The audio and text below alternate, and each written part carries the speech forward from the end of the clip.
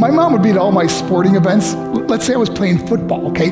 My mother would be on the sidelines, and if the play on the field started going one way, my mother would run along like, Mark, get him, get him. I'd be like, oh my gosh.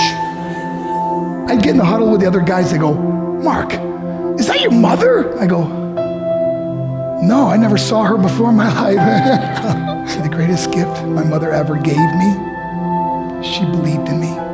I have overdosed on drugs on 3 occasions where I should have been dead. But I believe I was kept here for a reason. You show me your friends, I will show you your future. How do I know this? I hung out with losers, and I became the biggest loser of them all because I gave up everything I dreamt about as a little boy because of who I chose to surround myself with. My friends would drive me home at 2, 3, 4 in the morning. We'd be drunk and high, laughing in the car. We'd pull up in front of my house in New York. They go, Mark, the light's on. I go, oh man, my mother's up. See, my mom wouldn't go to bed until she knew her son was still alive. I'd walk in, she'd say, hi Mark, how was your night? I go, it was good, Mom, I'm just gonna go to bed. She goes, can I talk to you for a minute? I go, Mom, I'm tired, I'm just gonna go to bed. She goes, Mark, I haven't seen you all day and all night. Can I please talk to you? I said, man, just leave me alone. You bug me. I'd slam my bedroom door on the one person who believed in me. I was on a worldwide tour when we were wrestling overseas in Japan. After my wrestling match, I went upstairs in my hotel room and I fell asleep. There was a knock at my door at 3 o'clock in the morning. I got out of bed, I looked through the safety window and I could see it was a Japanese promoter. So I opened the door and he said, Mark, you need to call home. There's been an emergency. I went and got on the hotel room phone. I called back to the United States and said, hey, what's going on? They said, Mark, I don't know how to tell you this. I said, just tell me what happened. All of a sudden they started crying. They go, Mark, I can't tell you. I said, just say it. They said, Mark, your mother died. I just threw the phone down.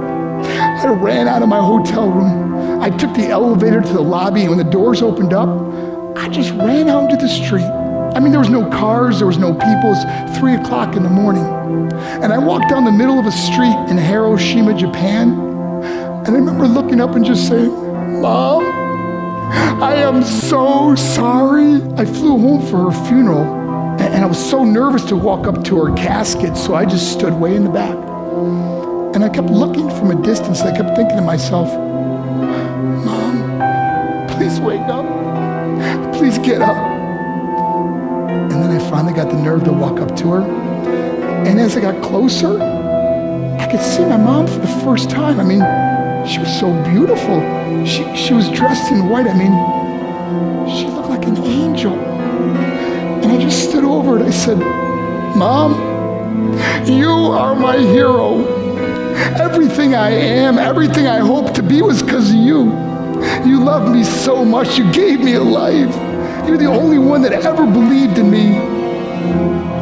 How did it repair? By getting drunk, by getting high, by getting stupid, by hanging out with losers? For what? All she ever wanted to do was talk to me. I wish I could talk to you now, Mom. I wish you could see what I'm doing. Why couldn't I have been a better son? We are defined by our choices.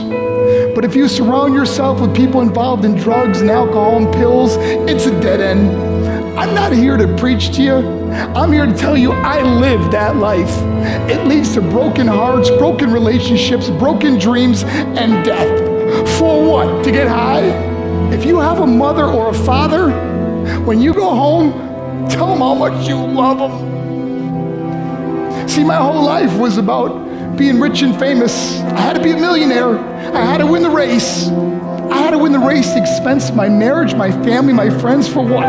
To be all alone in the world? I learned what is truly important, and that is how precious this gift of life is, and our families, and how quickly it can be taken away. See, I no longer live in time, I live in moments. See, it's not what's in your pocket that matters. It's what's in your heart that truly matters. Love Love is just a word until somebody comes along and gives it meaning. You're the meaning.